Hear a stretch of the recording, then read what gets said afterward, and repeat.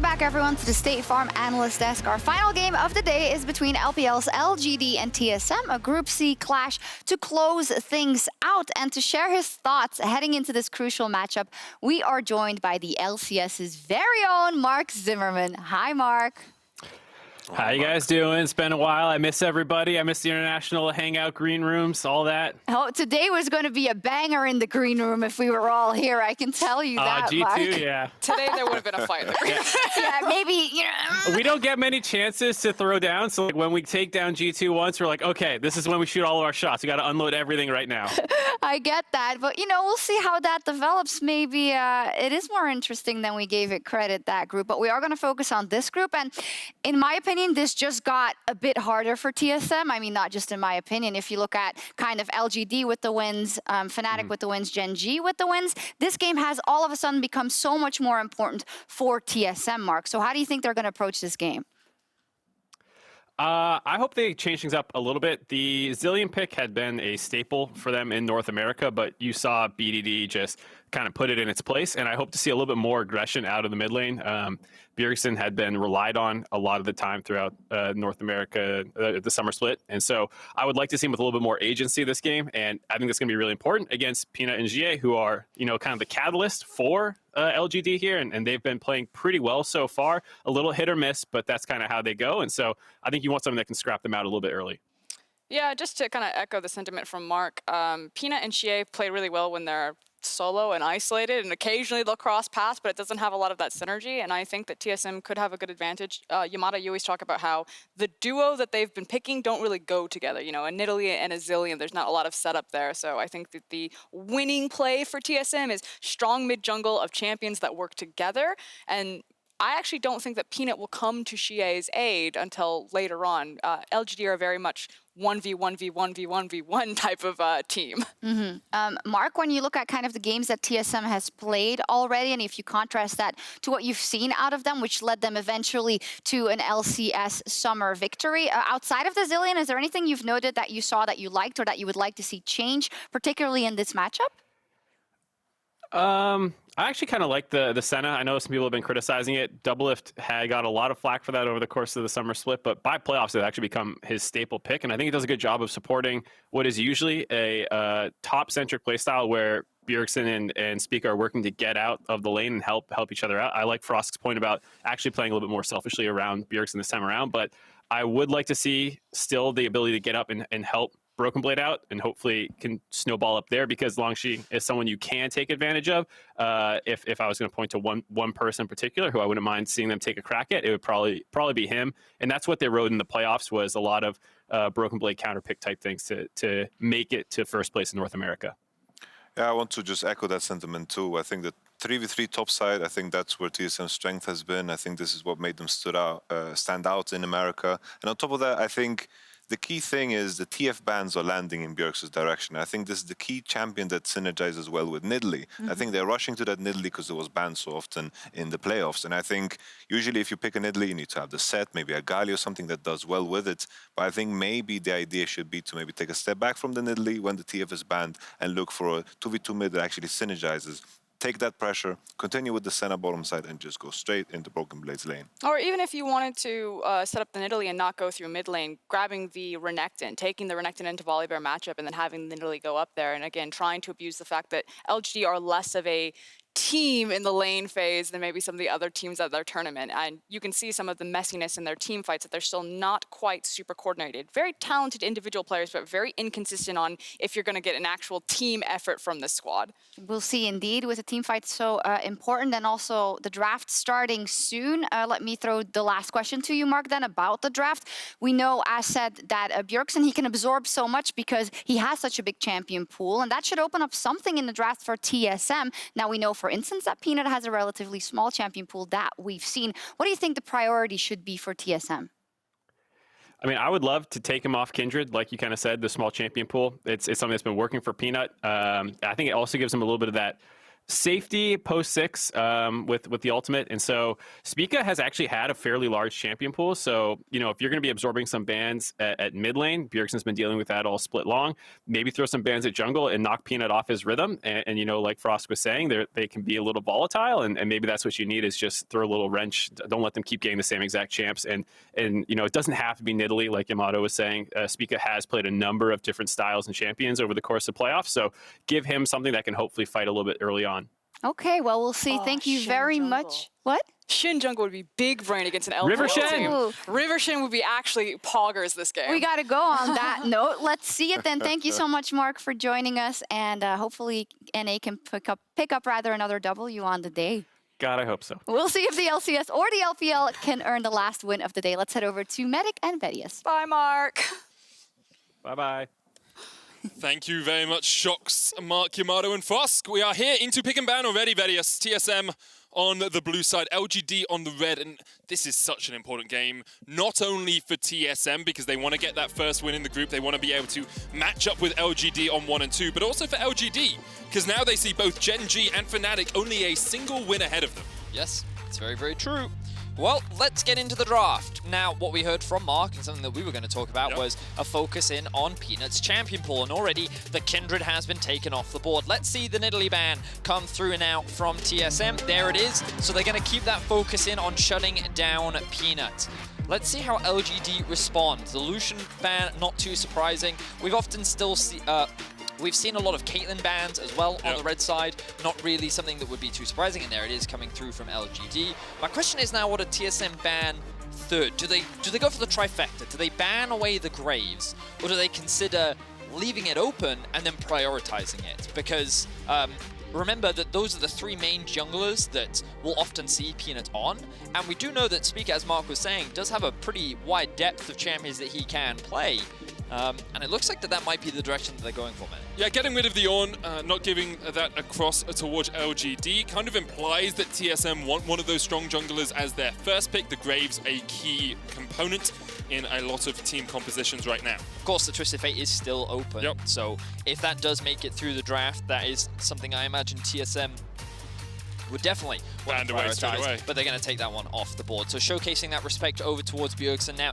I would imagine that this is the Graves priority because you don't really want to give that over to Peanut. So let's see what they choose to prioritize. They're thinking about some other potential picks, but I don't need to because they're going to hover it and instantly lock that. Well, maybe not instantly, but they're going to lock that. They'll still look at it in the end, Eddie. Made you wait for it for a couple of seconds. Now, LGD, few different options. You can look at picking a powerful top laner like the Renekton that we've already seen launching on, and teaming it up with a jungler that can be pretty strong as well. So, fun fact for those that don't know, whenever LS has not cast, Renekton has lost, but the one time he did, that was Lizard 3 Supremacy. Yeah, Lizard Supremacy, 3 back-to-back. TSM have a chance! TSM have a chance!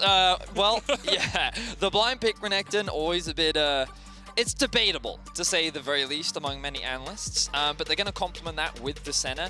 A very strong AD carry down towards the bot side of the map, and it's going to be in the hands of Doublelift. I think I would quite like to see something like an Ashe in the hands of Doublelift as a response. Oh, but we're finally going to get to see the Shen as an answer to Renekton. Coming into the World Championship, this was something that the West was a really big fan of. Shen in the top side, they would pick it a lot, either as an answer to Renekton, but also just actively. You know, it was actually one of Broken Blade's most played champions during the playoffs, and it's something that TSM is very comfortable on. And they're gonna do the blind LeBlanc as well. Okay. I like this from TSM. A very proactive team comp coming out from them. They have a very powerful level 6 spike. They have a very easy way to play around the map. And I think that when you have this strong top side, I actually think that it would make more sense for TSM to play a little bit more defensively towards the back side of the map. We have seen a lot of Ezreals being picked into things like the Senna, and it wouldn't surprise me if we saw Doublelift do the same thing. I mean, my expectation now is LGD ban away Ashe and the Ezreal, and they say, okay, you don't really have that many safe bot lane champs to play. Doublelift, of course, has been around for a very long time and so has a wealth of champions at his disposal. Instead, it's going to be the Twitch removed here by LGD. TSM will probably look at banning out some of those more powerful supports. The Leona is the first for them to remove. I mean, Mark has made a name for himself on this Leona. He likes to go forward. He likes to go in. So Leona Nautilus, I expect, would be some pretty good bans here for TSM. What? So, what do I think? I think I think not banning mid lanes is largely what surprised me here.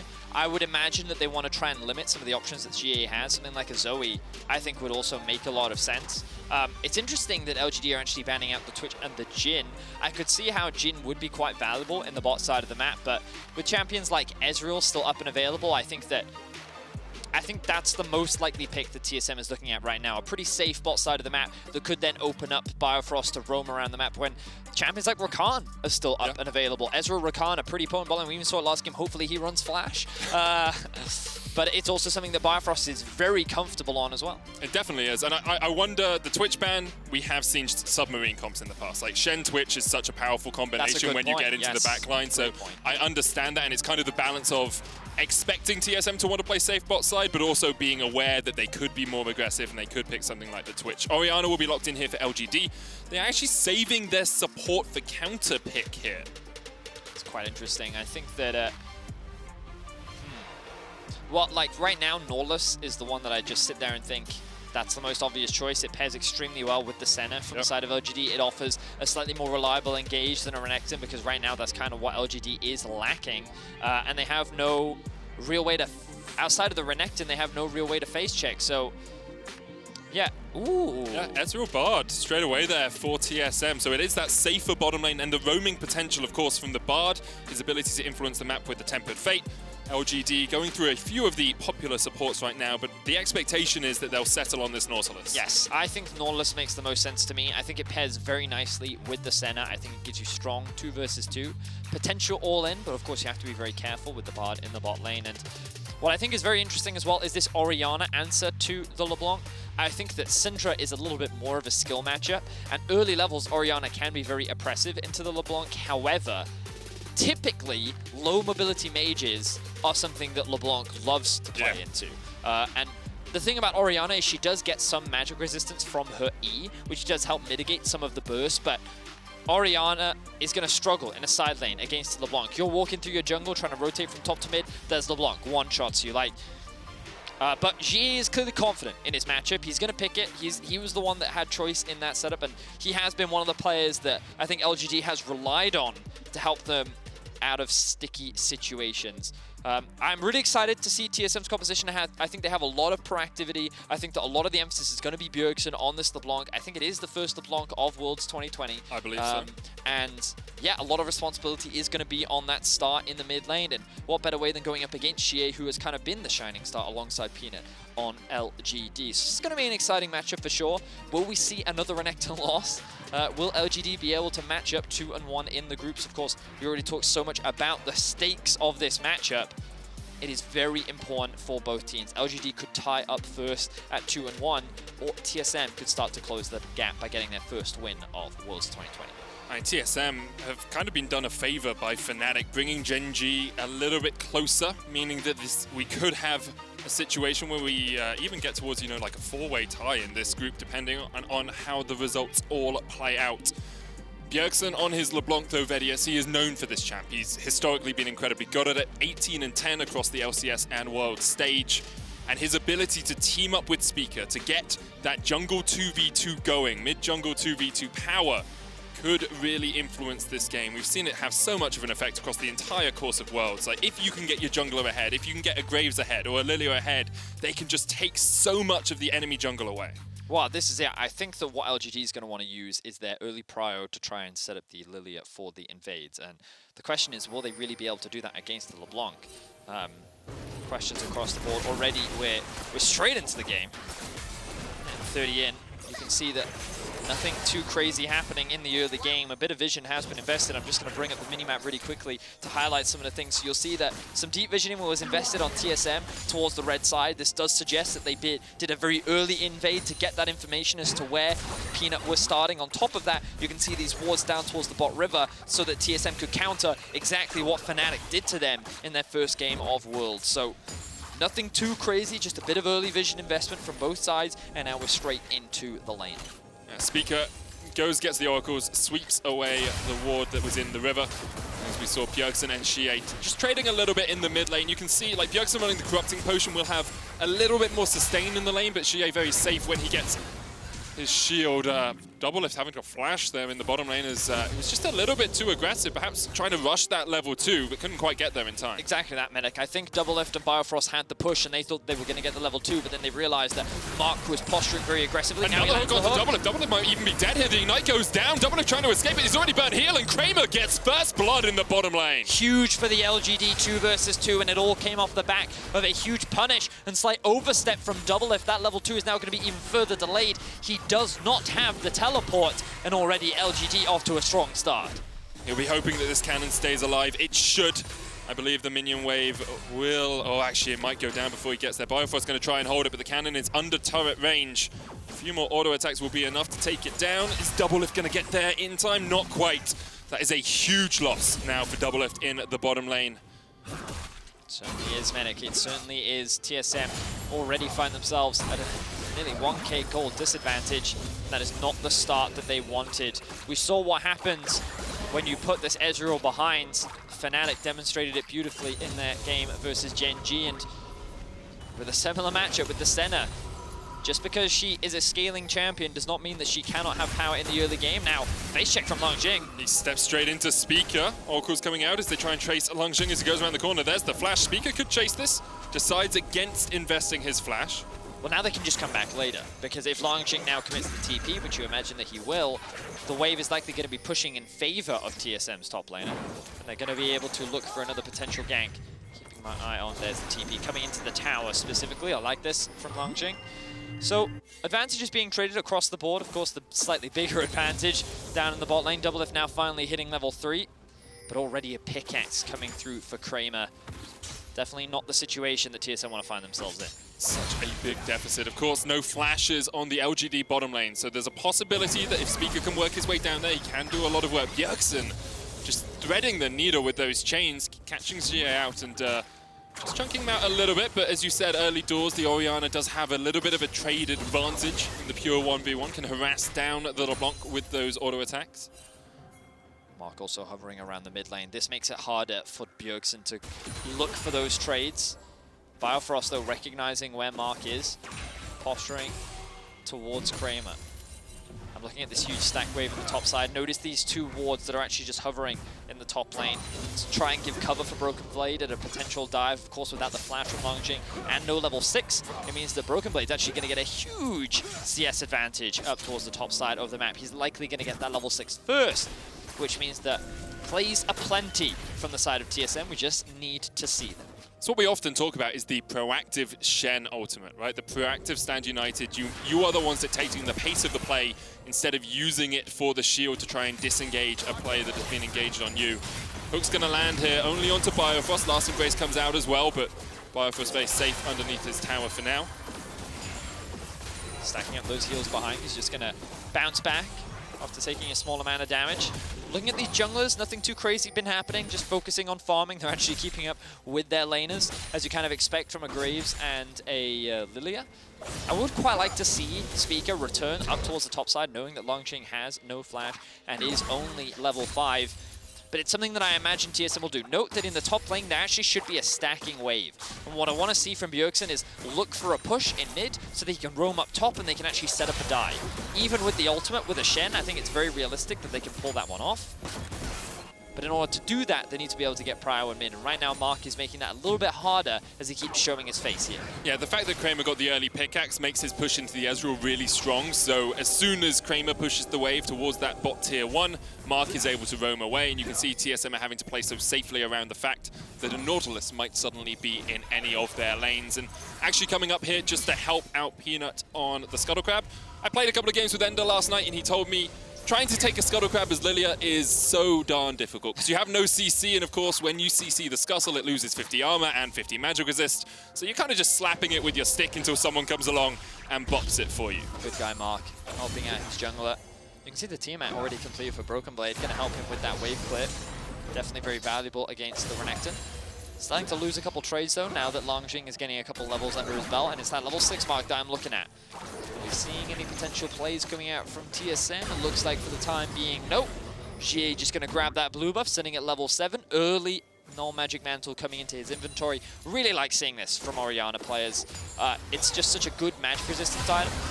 Meanwhile, Biofrost in the bot lane. Going in with the magical journey. Spica's going to join them as well. Mark immediately hooks the Graves, and Biofrost doesn't quite land the stun and has to flash away. Shen can come down here. Has the Stand United. Bjergsen's joined the fray. 3v4 right now. Of course, there's the Stand United coming out from Broken Blade as he comes down towards the bottom lane. It's a 5v3 underneath the tower, and LGD are trying to survive. Bjergsen dives in. There's one. Mark down. TSM start to call the alarm bells and retreat as another lockdown comes out. True Shot Barrage chunks out both Kramer and Peanut, but TSM execute the dive pretty darn well. So, here is the Shen ultimate play that we wanted to see from TSM. They finally get a kill on the board. They will lose some plates and farm as a result of it, but I think they're still pretty happy off the back of that. Get themselves a kill, alleviate some of the pressure. The problem is they didn't kill Kramer. Yep. So Kramer still gets a lot of farm in the bot side of the map. He's not really put behind. He still has an advantage over Doublelift and is going to be able to push that bot wave out. Meanwhile, xiye pushed a wave, got himself a play. Langx pushed a wave, got himself a play. So in terms of gold, LGD end up coming out on top because all 5 members of TSM are committed towards the bot lane. So here we see the initial play. They're trying to get a little bit of damage down. They're shoving in the wave. Biofrost forced to flash very early on at the risk of getting stunned up. You can see on your screen as well on the bottom left, people are dying right now. This is great from TSM. They've actually just caught Langx out on a rotation, it seems. Went up towards the Rift Herald, and have another look at this play underneath the tower. Good interrupt from Mark there to stop the taunt from coming through. But at the end of the day, the damage from Bjergsen was more than enough, and they're able to get themselves a kill. As you rightly said, they got another kill up towards the top side. Bjergsen now has a pretty good angle on the 3 members of LGD. Not going to commit to it though. Here comes the Shen from the flank. Look at him behind the pit. There's a blast cone there for him to get even closer. Has the taunt. He's going to dive forward in just a second. Peanut, Mark and xiye have been spotted out. Bjergsen on a ward, but here we go for the big fight. All of LGD in the back of the pit. The root comes down. The shockwave pulls back Spica. Mark re-engages onto Biofrost. Now xiye stepping forward. TSM retreating just a tad as here comes Kramer from the middle lane. Last embrace doesn't quite connect, but Biofrost is still left for the Wolves. xiye will take him. The Rift Herald was secured, though, by TSM. So initially, that 4 versus 3 looked great for TSM, but then they realized, oh, we don't have enough damage to win out on this fight. Looks like we're going to have to disengage from this one. And unfortunately for them, they end up losing a member. Now Peanut in the top lane. Broken Blade still has flash, but he's going to go to sleep and is sliced up in his dreams. Couple of small mistakes now coming through from TSM, resulting in LGD picking up an even bigger gold advantage. Of course, they did get themselves the Rift Herald. Doublelift did get a lot of free farm down towards the bot lane. Now Biofrost back in top lane. Langx, he's just feeling the hurt as all of TSM continue to dive on him. You can see Bjergsen's coming up through that tri-bush as well. TP's expended by LGD to try and disengage. Collateral damage. Bjergsen double pop, dives straight in, can't hit Langx, and there's the Dawning Shadow. Peanut and xiye now very healthy. Bjergsen chased away, and it was a little bit too greedy from the TSM mid. Yeah, and it feels like that these small plays that TSM keep trying to go for end up falling short. 2k gold advantage LGD now find themselves with, and it was TSM we wanted to be seeing these early game proactive plays from, but an overstep from Broken Blade in the top lane ends up getting ganked. Bjergsen tries to dive a tower when he just didn't need to. They got a TP out from xiye. That should have been more than enough, but it ends up backfiring, and then they give another kill over to LGD, and look at that, another plate going down in favor of xiye as well. TSM, they're starting to lose control of this game much quicker than they should be, really, especially with the early game agency that they've drafted for themselves. They need to slow the game down a little bit. They need to wait for the Shen ulti. It's now up. Then they can start looking for plays elsewhere. The last time they used that Stand United proactively, it worked out so well for them, and now they're trying to fight around. The Dragon Doublelift dived in, stolen away the smite from Spica. Mark stunned up, and Spica's on the chase. Dredgeline's going to get Mark just that little bit of distance, but Spica is having none of it. He's chasing him down, looking for the kill. Doesn't have flash, but does have the dash. Spica gets the Nautilus. And now it's weird plays coming out from LGD. Only 2 members trying to secure the Drake. It was a pretty slow clear, and that meant that Doublelift, alongside Biofrost and Spica, had the numbers advantage, could just steal that one away, pick themselves up a kill. So a lot of trades coming back and forth. 3-4 is the kill score. Now Kramer doesn't have a support, so he can't go anywhere near his tower. Spica can drop the Rift Herald, and that's going to be a lot of gold going into the back pocket of Doublelift. Unfortunately, Spica can't drop the Rift Herald because Bjergsen has it, Vedius. He was the one to pick it up in the middle of that battle that we had earlier on, but this should still be plates here for TSM. Biofrost chunked out just a little bit. The plate doesn't quite fall, will be taken out by the minions, and actually Doublelift did secure the gold from it. So that really sucks though. They really wanted to drop that plate there. That would have been so valuable for TSM. And now they're in trouble because Spica just gets ulted. Lilting Lullaby onto Spica. Tempered Fate will keep him alive for the moment. Bjergsen's coming in to try and help out his jungler. Watch out, Eat is Spica. Mark goes in. There's the shockwave. Misses xiye. Caught out just a little bit. Broken Blade comes in with the San United trying to join the team, but now he's in the midst of LGD. And it's a 5v1. That's an unfair fight. LGD get their 5th of the game. And you can see, like, the fact that the Herald wasn't bot meant that the tower didn't go down. Kramer and Mark could return to lane. And then the rest of LGD punished the fact that Spica overstays, trying to set up, or like he was hovering around that tri-bush that was just behind the tower, which means they end up getting collapsed on in the river. And Biofrost's ultimate, it did buy a little bit of time because Broken Blade's ultimate rather could come through, but TSM just keep falling behind in these skirmishes, and LGD is reaping the benefits. Look at this, level 10 now on the Orianna, 2-0 and 1, has not been punished in the slightest.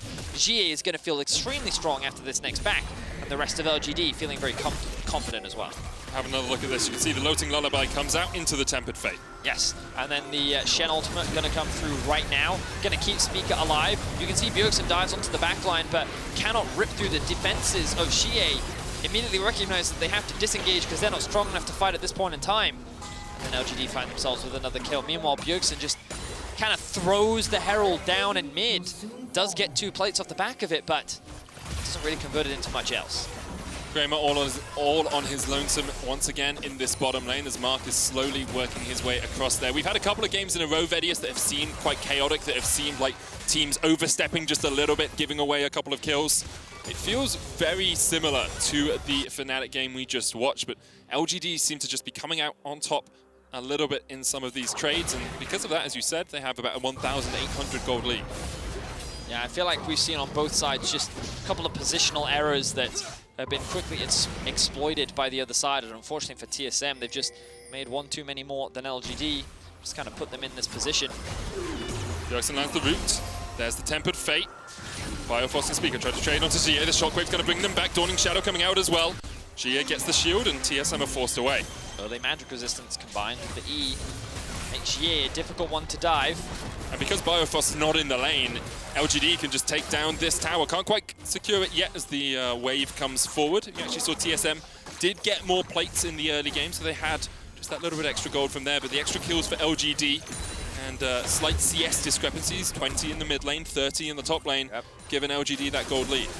I think that LGD have done a great job of finding these advantages, and a lot of it started with the bot lane 2 versus 2, getting that kill onto Doublelift. The fact that they've been able to find these multiple picks onto TSM has resulted in them being in a very commanding position. Now look at them, they're just taking down these outer towers. They don't need a Rift Herald, they don't need to trade it for another objective. It's just punishing the mistakes of TSM. And again, the reason why that mid tower went down is because 3 members tried to set up a dive onto xiye. They couldn't pull it off, they invested a lot. That means that they're forced to reset, and xiye and Peanut are like, I guess we'll just take this then. So they now extend their gold lead to about 3K. TSM find themselves on the back foot. And Bjergsen, sitting 4th in the total gold charts, is about 800 behind his lane opponent. This LeBlanc can be deadly. She can have an incredible impact on the game, especially when you're playing around Fog of War, but you do need some of those items. You do need some of that extra burst behind your spell combos to really be able to catch people out. So you can see now Bjergsen working his way down towards bot. In case Kramer had stayed around, he hasn't. They're going to give the gold across towards Bjergsen down in that bottom lane, and just try and funnel as many resources onto this LeBlanc as possible. Exactly that, Medic. They're trying to make Bjergsen the man in this game. Oh, that's huge. Lilting Lullaby coming up, the knock-up. There's the double sleep. Watch out, Eat goes Biofrost. And the Tempered Fate can't save him in time. Bjergsen is on the bottom side of this fight, could rejoin, but LGD will just walk back through the jungle. Doublelift's going to have to Arcane Shift away. Spica's in a good position if he wants to jump on only Mark, but TSM actually stepping into a little bit of darkness in their own jungle. Peanut's going to start up the Ocean Dragon now. Kramer working his way up from the bottom lane. Should be the first dragon of the game for LGD. And Broken Blade trying to push through the top lane so that he can try and trade something back for this Drake, but LGD, they find themselves another pick, they're going to find themselves another Drake. More items are going to continue to come through. You can see the Black Cleaver starting to get worked on by Kramer. Also notice that the Leandries is very quickly starting to get completed for Peanut. And this Orianna is just so strong. You expect the Banshee's Veil to come through from xiye, and for anyone that has played LeBlanc, you'll know that Banshee's Veil really sucks because a lot of your damage comes from the combo effect, so you land one ability and then you follow it up with another. And that Banshee's Veil mitigates a lot of that. So a really valuable item purchase, and it gives you a lot of helpful magic resistance as well. So xiye is only going to get harder to kill. After that, he can build even more damage. And then LGD's comp is going to be a difficult challenge to face when the team fights come. TSM, on the other hand, they do have some strength, right? You've got the Ludens finished on the LeBlanc, you've got the Manamune stacking up.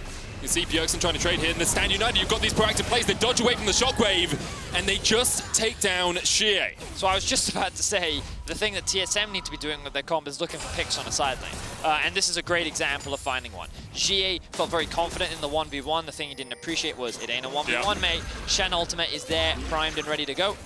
And I think the investment is worth it for TSM because that's a lot of valuable gold that you're going to get in your back pocket. It's going to slow xiye down a little bit. Hey, they're even going to get a bit of tower damage on the top side.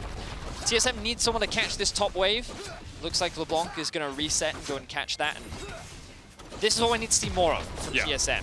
Utilizing the Shen LeBlanc combo, attacking these side lanes, looking for picks. But there's a TV TSM, behind them. they've overstayed. Spica caught out to start off, and here comes xiye. He's not happy with the fact he was just killed.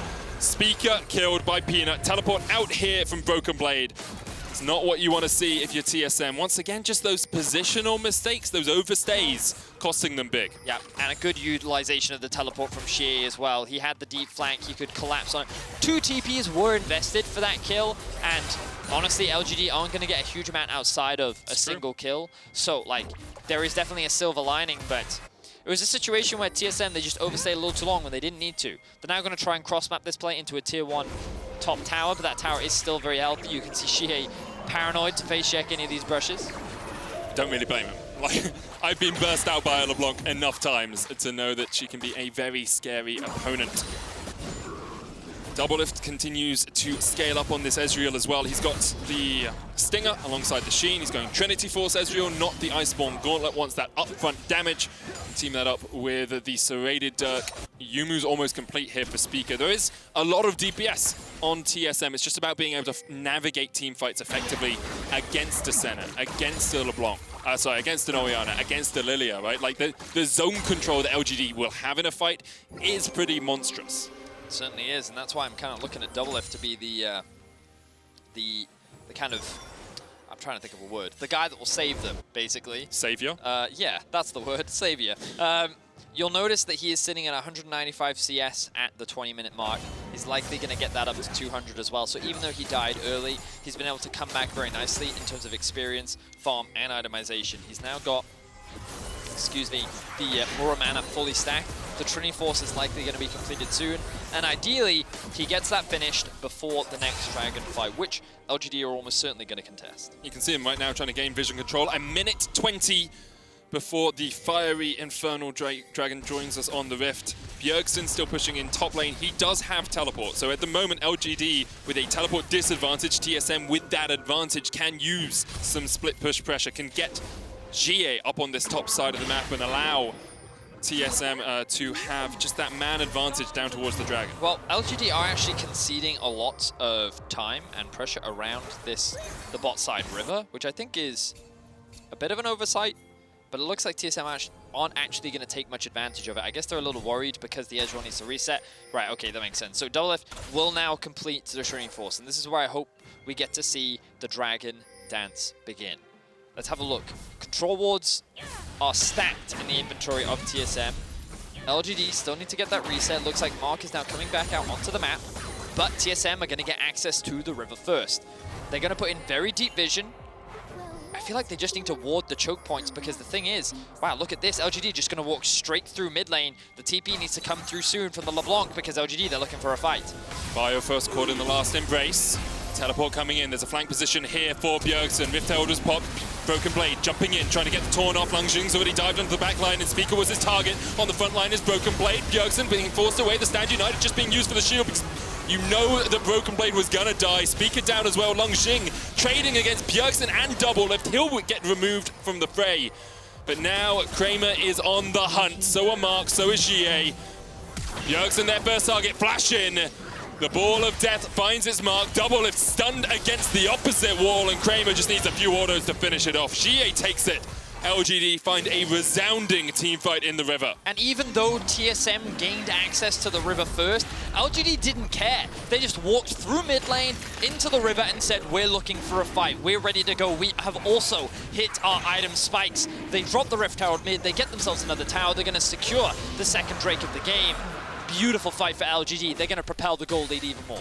Yeah, 4,000 gold ahead now, and you can see what TSM were thinking. They have this great flank from Bjergsen coming in on the ward on the top side. The problem is it's so far away, and this was such a good response from Kramer. Broken Blade flashes in taunt. If they get this, they can win the fight immediately, but he's able to disengage. And now Broken Blade's in a very awkward spot.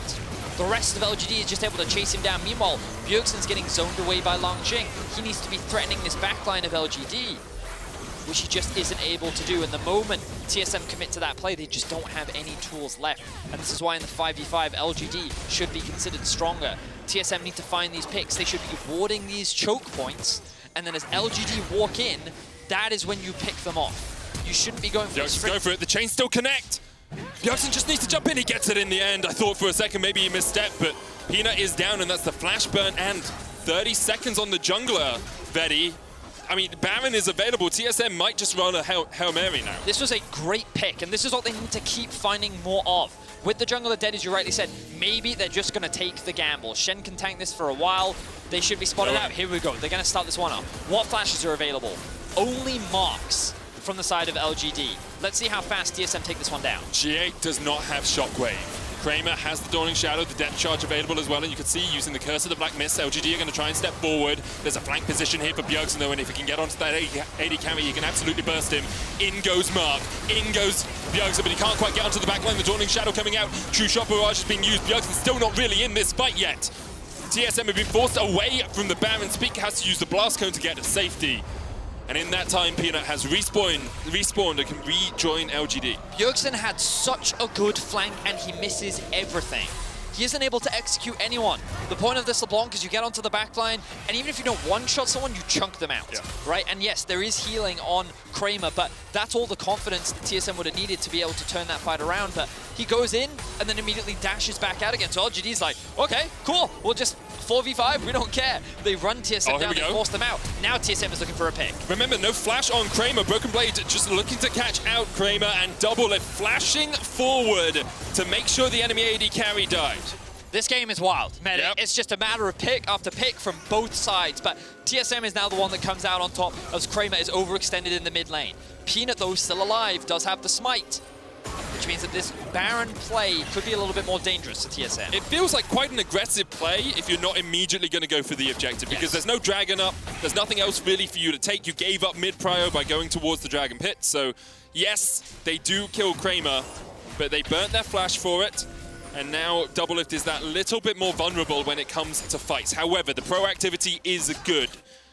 We have seen TSM across the course of this tournament sometimes just rest on their laurels a little bit. Allow the game to come to them. Here they are taking the game by the scruff of the neck and trying to work a way back through this 3k gold deficit. I think LGD is in a much more commanding position though. You know, I don't think that's any surprise when you kind of look at the gold, but I'm looking at the itemization coming through now. Kramer working on his third item. The death cap is slowly being worked on by xiye, and once he gets that finished, I just feel like it's going to be so much harder for TSM to be able to win out. They need to just keep looking for picks. Utilize the fact that LeBlanc is very mobile, keep creating these pockets of vision where LGD don't know what's going on, because this next Drake fight, unless you find a pick before it, you're going to have to concede it. LGD is just in too much of a commanding position to be able to just go for a straight up front to back. And if they do, they're likely going to lose the Baron as well. So TSM need to play this patiently, need to look for those opportunities, because trust me, LGD has been doing that consistently throughout this game, and every small misstep that TSM has made, they've been ready to punish it. Oh, TikTok on the Shen ultimate. Stand United, about a fifth of its cooldown left. Broken Blade down in the bottom lane, can rejoin anyone in about, I'd say, 20 seconds or so. Right now, LGD are gaining mid priority. The vision control for TSM is mostly around that topside jungle. Look at the pings in the mid lane from LGD. They're just like, let's go mid, let's go mid. Doublelift has no flash, he's got no flash, he used it already, and Mark locks him down, and Doublelift is dead. Now TSM are looking for a pick in the side lane, but this might just be the inhibitor in the mid lane, Vedius. I mean, we were talking about it, right? Like, LGD, they'll punish these mistakes. They're going to interrupt the backs as well. Beautiful ultimate there from Kramer. The TP going to be forced out, but that's the inhibitor gun. The damage has been done. LGD walk away with a kill, an inhibitor, and they're going to get the dragon to boot.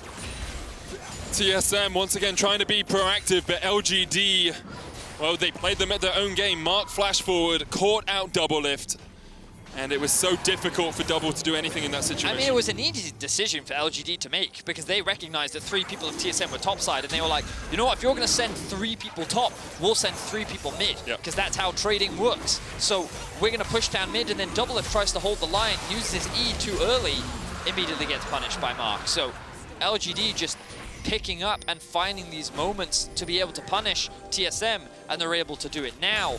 They're playing towards the Dragon Soul, which TSM is going to be forced to fight. They can also set up for Baron if they want to, but there's no need for LGD to force, because, again, the longer this game goes on, the easier it's going to be for LGD to play. That Rabadon's death cap on its way for xiye now as well. Liandry's complete on Peanut. Blade of the Ruin King and the Black Cleaver for Langx, alongside a Black Cleaver for Kramer. Like, he's at 3 items. This is a very scary Senna right now. Saw earlier, he's at least 40 stacks, probably on his way towards 60.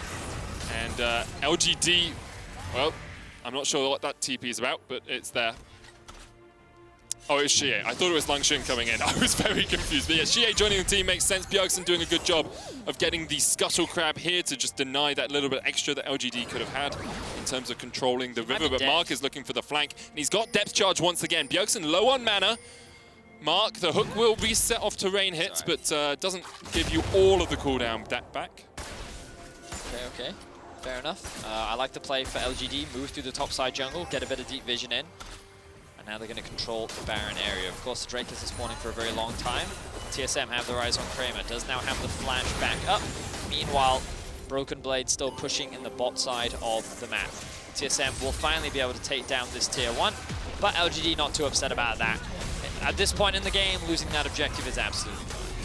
Does bring that goal just that little bit closer though, Vedius. Only 2,000, well 3,000, 2,500 between these two teams right now. TSM have been able to keep that a slim margin, and you have to remember how important this game is for TSM. Like 0-3 in this group is almost a death sentence. Not saying you're guaranteed to get knocked out, but you would have 3 teams at 2-1, and you'd really have to sweep the second week of group stage. For LGD, of course, a win here ties them up with Gen G and with Fnatic, and gives them that opportunity to fight for a quarter-finals spot. This was always going to be a difficult group for every team in it.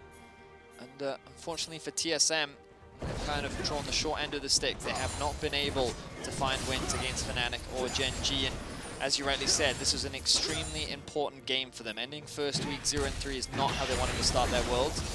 Bjergsen now goes in to get a bit of poke off, but LGD, considering how their play-in started, I think expectations were that they would not be in this kind of position. Their only loss so far in group stage was to Gen G, and a win here would tie them for first, with both Fnatic and Gen G making week 2 all the more exciting. And historically, teams that go through playoffs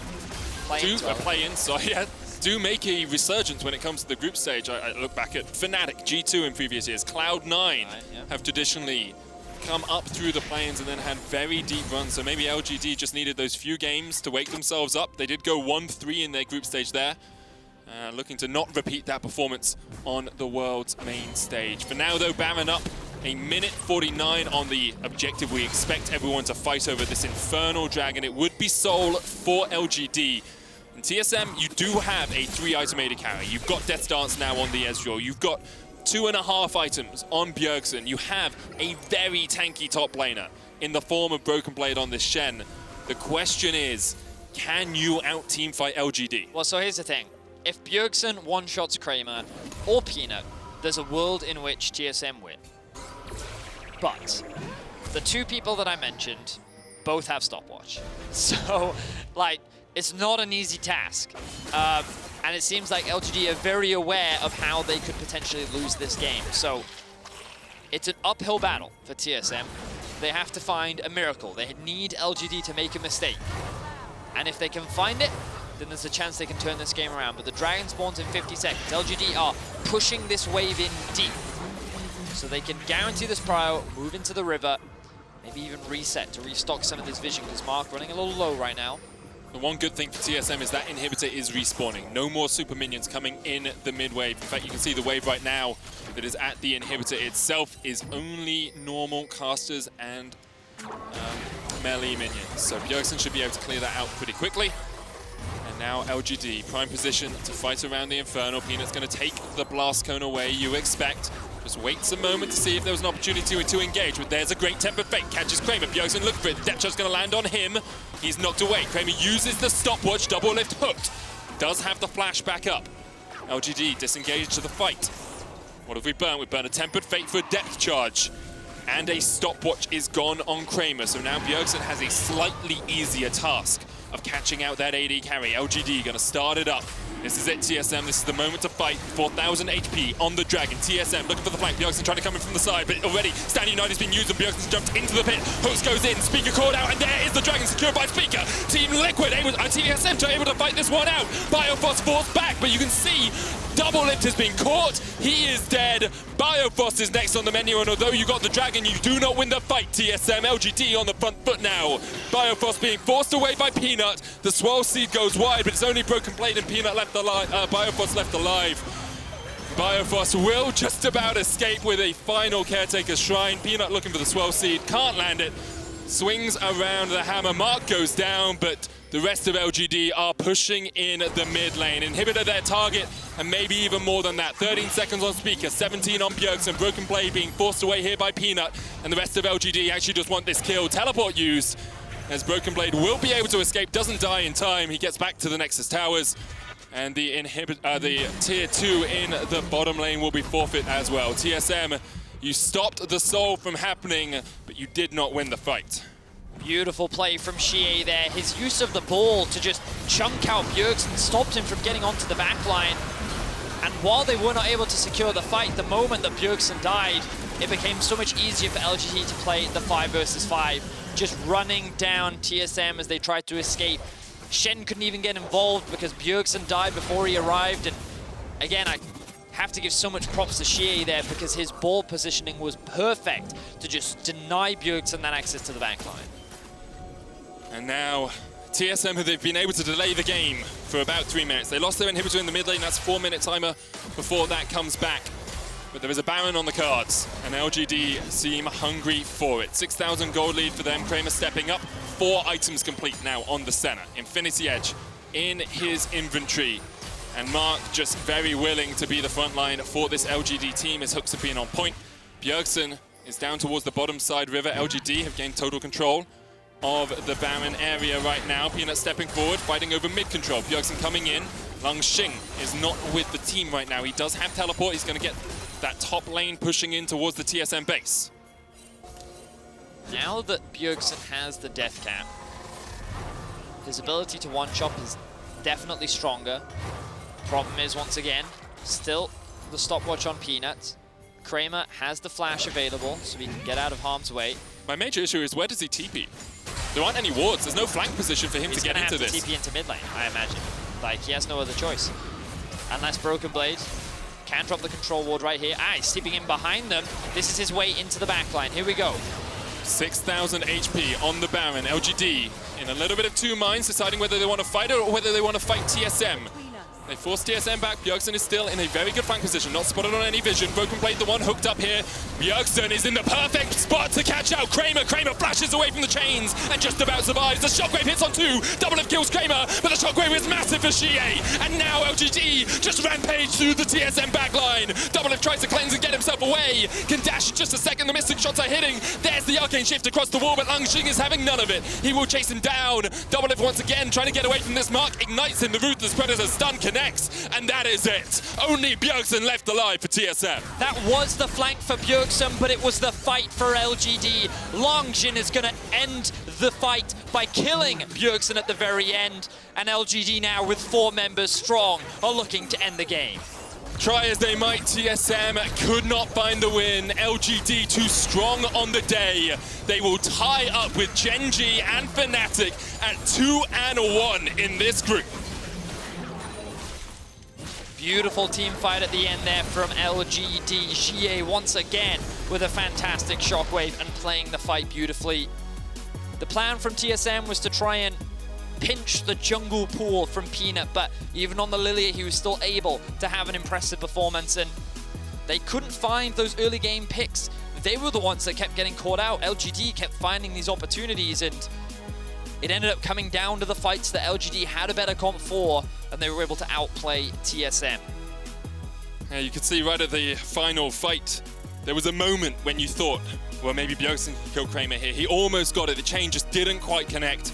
Kramer with the fast reactions to flash away, and those are the moments that define games at this stage. Like, in Worlds, it is milliseconds a lot of the time. It's those instant reactions that can define whether you win or lose a game.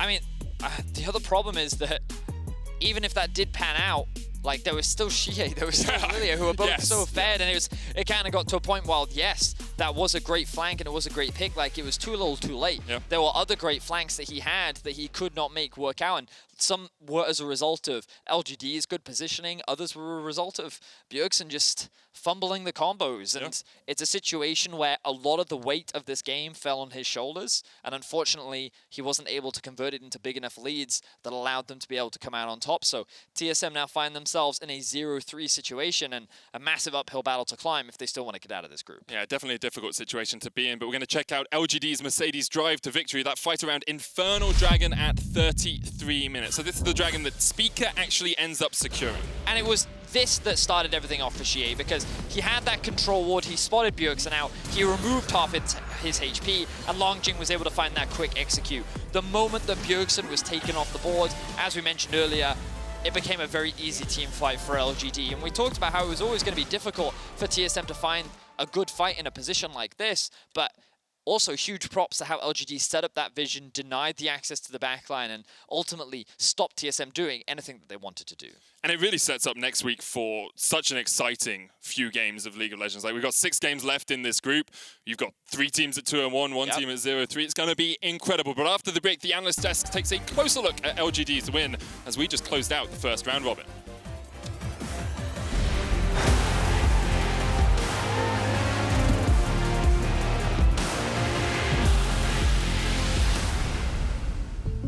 Jake from State Farm. I would like to formally extend my gratitude for the Russell rate on my insurance. Do you mean surprisingly great rates from State Farm?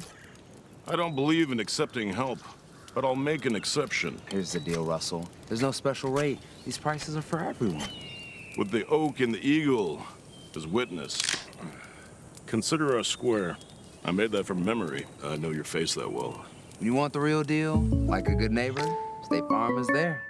Hey Mercedes, legends run wild, each one unique, with astonishing power, unstoppable, master warriors, ready to compete, seeking glory. We live it, we breathe it, we have each other's back. Together, we become legends, icons of a new generation. Greatness accepts no lag, no delay, no excuses. It lives in the tiny space between milliseconds and nanoseconds, between memes and legends, between tears and tears. And when margins that small make an impact this big, nothing less than the speed and dependability of the Cisco network will do.